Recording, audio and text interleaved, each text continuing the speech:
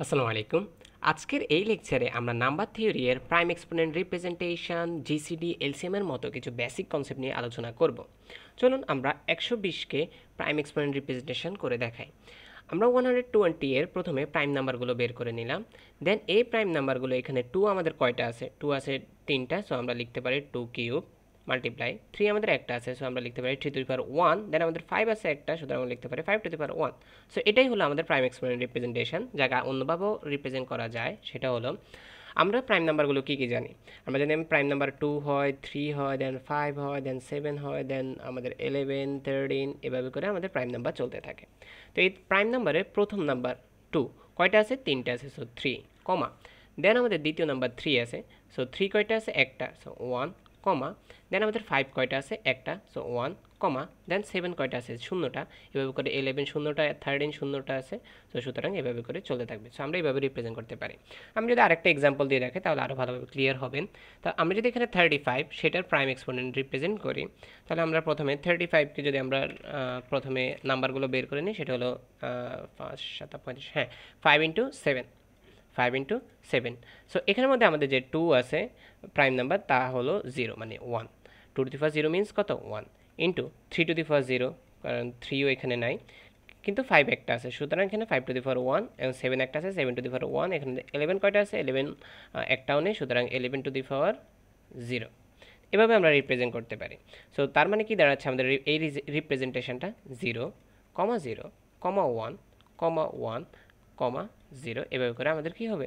চলতে থাকবে। আশা করি আপনারা এই বিষয়টা বুঝতে পারছেন। যদি আমি আরও ক্লিয়ার করি আপনাদেরকে, যদি আমরা এমন একটা নাম্বার নিই, লেটস সাপোজ আমাদের এক্সামে মনে করেন 87 দিয়ে দিল, তাহলে এই 87 যদি দিয়ে দেয়, সেটাকে লেখা যায় কি? 3 ইন্টু 29, রাইট?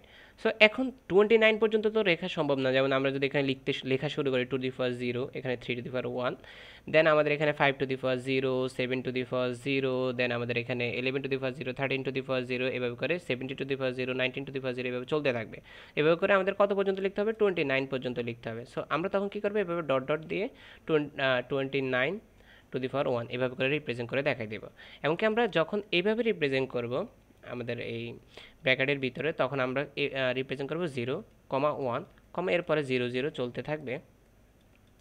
কতটুকু চলবে সেটা আমরা জানি না, তো 1 পর্যন্ত, দেন লাস্ট নাম্বারটা আমাদের 1। এভাবে রিপ্রেজেন্ট করে দেখাইলেই হবে, বেশি কষ্ট করতে হবে না। ওকে, তো আমরা দেখি যে আমাদের যে প্রাইম এক্সপোনেন্ট আমরা যদি একটা নাম্বারকে প্রাইম এক্সপোনেন্ট রিপ্রেজেন্ট করে নিই, দেন তাদের যদি মাল্টিপ্লাই করি, সেই মাল্টিপ্লিকেশনটা কীভাবে করা যায় সেটা আমরা দেখব। লেটস সাপোজ এম এখানে আমাদের একটা নাম্বার আছে, এন এখানে একটা নাম্বার, যেমন আমি এখানে 120 ধরছি, সেটাকে আমি প্রাইম এক্সপোনেন্টে রিপ্রেজেন্ট করে নিয়েছি। ঠিক সিমিলার হইতে এম নামক এই নাম্বারটাকে যদি আমরা প্রাইম এক্সপোনেন্ট রিপ্রেজেন্ট করে নিই, তাহলে p1 two the power m1, p2 two the power m2 এভাবে করে রিপ্রেজেন্ট হবে। যেমন এখানে কি হয়েছে? 120 এর জন্য 2 cube, then 3 to the power 1, then 5 to the power 1, এভাবে পাওয়ার আকারে ভ্যালু রয়েছে। তো রিপ্রেজেন্টেশনটা এইভাবেই করা হয়। দেন আমরা যখন মাল্টিপ্লাই করব, তখন সেই মাল্টিপ্লিকেশনের জন্য আমাদের এই পাওয়ারগুলো কী হবে? যোগ হবে। সো m1 প্লাস n1 হবে, m2 প্লাস n2 হবে, এভাবে করে আমাদের রিপ্রেজেন্ট করতে হবে। চলুন আমরা এক্সাম্পলের মাধ্যমে বুঝি, আপনারা যদি সূত্র দিয়ে খুব ভালোভাবে না বুঝতে পারেন। এখানে আমি m600 নিয়েছি এবং n35 নিয়েছি। সো এইখানে যদি আমি দুইটা নাম্বারকে মাল্টিপ্লাই করি 600 অ্যান্ড 35, প্রথমে আমি কি করে নিয়েছি? 600-এর প্রাইম নাম্বার বের করে নিয়েছি এবং 35-এর আমি প্রাইম নাম্বার বের করে নিয়েছি। সো আমি যদি প্রাইম এক্সপোনেন্ট রিপ্রেজেন্ট করে নিই তাদেরকে, তো এখানে থাকে 2 cube, then multiply 3 to the power 1, then multiply 5 to the power 5 square. আর দেন তো আমাদের এখানে কি আছে? আমাদের এখানে আছে, যদি এটাকে রিপ্রেজেন্ট করি তাহলে 2 to the power 0 into 3 to the power 0 into 5 to the power 1 into 7 to the power 1 আমরা রিপ্রেজেন্ট করে নিলাম। এখন আমাদের কী করতে হবে? mn মাল্টিপ্লাই করতে হবে। তো তাদের মধ্যে যদি আমরা মাল্টিপ্লাই করি, তাহলে কি দাঁড়াচ্ছে? এখানে 2 টু দি পাওয়ার 2 কিউব আছে অ্যান্ড 2 টু দি পাওয়ার 0 আছে, সো তাদের হবে 3 প্লাস 0। তো ল কি বলতেছে? ল বলতেছে p1 এর উপরে যদি m1 থাকে, p1 এর যদি n1 থাকে, তাহলে p1 ইজ ইকুয়াল, p1 এর উপরে পাওয়ার হবে m1 প্লাস n1।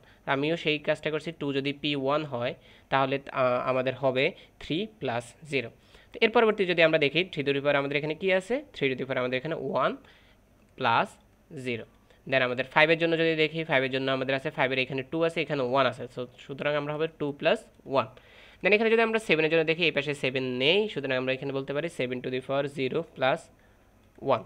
সো এটাকে যদি আমরা এখানে 3 + 0 3 হয়, 2 কিউব, দেন এখানে 3 to the power 1, then 5 cube, দেন এখানে 7 টু দি পাওয়ার 1। সো এখান থেকে যদি আমরা রেজাল্টটা বের করি তাহলে রেজাল্টটা কত আসতে পারে? রেজাল্টটা আসতে পারে 21,000। ওকে, আপনারা অবশ্যই এটা ক্যালকুলেটরে উঠে নেবেন। দেন আমরা যেটা দেখব সেটা হলো আমাদের জিসিডি এবং এলসিএম বের করা। তো আমি এখানে দুইটা নাম্বার আগে থেকে নিয়ে রেখেছি, m = 120 অ্যান্ড n = 360। আমি এই দুইটি নাম্বার থেকে জিসিডি এবং এলসিএম বের করে দেখাবো। সো আমাদের জিসিডি এবং এলসিএম বের করার জন্য প্রথমেই যে কাজটা করে নিতে হবে সেটা হলো নাম্বারগুলোকে প্রাইম এক্সপোনেন্ট রিপ্রেজেন্ট করে নিতে হবে। সো আমরা যদি প্রাইম এক্সপোনেন্ট রিপ্রেজেন্ট করে নিই তো 120 কে লেখা যায় 2 × 2 × 2 × 3 × 5 এভাবে লেখা যায়। তো আমরা যদি এটাকে প্রাইম এক্সপোনেন্ট রিপ্রেজেন্ট করি তাহলে হবে 2 3টা যেহেতু 2 কিউব, দেন 3 যেহেতু একটা 3 টু দি পাওয়ার 1, 5 যেহেতু একটা সুতরাং 5 টু দি পাওয়ার 1। এমনকি 36কে যদি আমরা করি এখানের মধ্যে দাঁড়াচ্ছে 2 × 2 × 3 × 3। ওকে, তো সেটা থেকে যদি আমাদের এখানে 2 আছে দুইটা, সো 2 স্কোয়ার, দেন আমাদের এখানে 3 আছে দুইটা সুতরাং 3 স্কোয়ার, আমাদের এখানে 5 নাই সুতরাং 5 টু দি পাওয়ার 0। তো আমরা সেমভাবে রিপ্রেজেন্ট করে নিলাম। এখন আমাদের যেটা করতে হবে সেটা হলো জিসিডি। তো জিসিডি আমরা বের করি, জিসিডি অফ কত 120 অ্যান্ড 36, এটার আমরা জিসিডি বের করে নেব। তো জিসিডির সময় যেহেতু যে কাজটা আমাদের করতে হয় সেটা হলো আমাদের যে প্রাইম নাম্বার আছে সেই প্রাইম নাম্বারের যে পাওয়ার আছে তাদের মিনিমাম বের করে নিতে হয়। সো মিনিমামটা বের করতে হয়, এটা হচ্ছে পাওয়ার 1 অ্যান্ড আমাদের এখানে যে এটা যদি আমি এম নাম্বারে বলি তাহলে এম এর পাওয়ার 1 আর এন এর পাওয়ার 1। সো এদের কি বের করে নিতে হয়? মিনিমাম বের করে নিতে হয়। কথাটা যদি না বোঝা যায় আমি সলভ করে দেখাচ্ছি। সো এখানে আমাদের এখানে 2 আছে, তাহলে কমন নাম্বার 2 নিলাম, 2 এর উপরে পাওয়ার 3 আছে অ্যান্ড 2 আছে, তাদের দুজনের মিনিমাম আমি বলতেছি। তার মানে দাঁড়াচ্ছে কি মিনিমাম অফ 3 অ্যান্ড 2। এর পরিবর্তে আমাদের কমন নাম্বার 3 আছে, সো আমরা 3 নিলাম, দেন মিনিমাম অফ 1, 2। দেন আমাদের এখানে কমন নাম্বার 5 আছে, দেন মিনিমাম অফ 1, 0। আশা করি আপনারা বুঝতে পারছেন। তো আমি কি করব, এখান থেকে মিনিমাম নাম্বার কত 2 আছে 2কে নেব, দেন এখানে 3 এর উপরে মিনিমাম নাম্বার কত আছে 1 আছে 1কে নেব, দেন এখানে মিনিমাম নাম্বার 0 আছে আমি 0কে নেব। সো আলটিমেটলি আমাদের অ্যান্সার কি দাঁড়াচ্ছে? আলটিমেটলি অ্যান্সার আছে 4, এখানে আসছে 3, সুতরাং এখানে আমাদের 12 দাঁড়াচ্ছে। এরপর আমরা যদি এলসিএম বের করি তাহলে এলসিএমের ক্ষেত্রে আমাদের কি দাঁড়াচ্ছে 120 36, সেটার জন্য আমাদের যেটা করতে হবে এখানে যে আমরা মিন ব্যবহার করছি সেই জায়গায় আমরা ম্যাক্স ব্যবহার করব, এতটুকুই পার্থক্য। জিসিডি এর ক্ষেত্রে মিনিমাম, এলসিএম এর ক্ষেত্রে ম্যাক্সিমাম।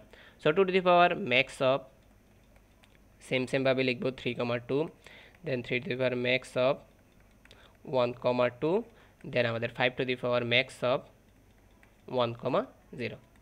Very simple. সো সেখান থেকে যদি আমরা বের করে নিই এখানে 2 টু দি পাওয়ার এখানে ম্যাক্স আছে কত 3, দেন এখানে 3 টু দি পাওয়ার ম্যাক্স আছে 2, দেন এখানে 5 টু দি পাওয়ার ম্যাক্স আছে 1। সো সেখান থেকে আমাদের রেজাল্টটা কি দাঁড়াচ্ছে 2 cube into 3 square into 5 is equal to আমাদের দাঁড়াচ্ছে 360। অবশ্যই আপনারা ক্যালকুলেটর উঠে নেবেন। সো আশা করি আপনারা বুঝতে পারছেন আজকে আমরা যেটা দেখেছি সেটা হলো আমাদের যে exponent representation and GCD LCM. তো কারো যদি কোনো কোশ্চেন থাকে অবশ্যই কমেন্ট সেকশনে জানাবেন, আর নতুন হয়ে থাকলে অবশ্যই সাবস্ক্রাইব করবেন। আসসালামু আলাইকুম।